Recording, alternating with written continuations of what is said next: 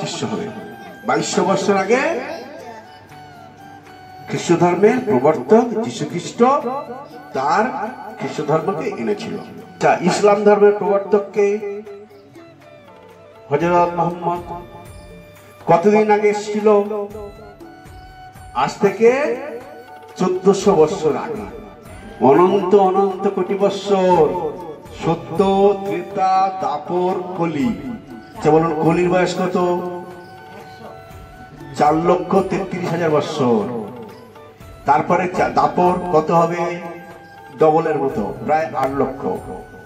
তারপরে ত্রেতা চলে যান, তার বয়স কত? তারও ডবল। তারপরে সত্তর যুগে চলে যান, তার ডবল।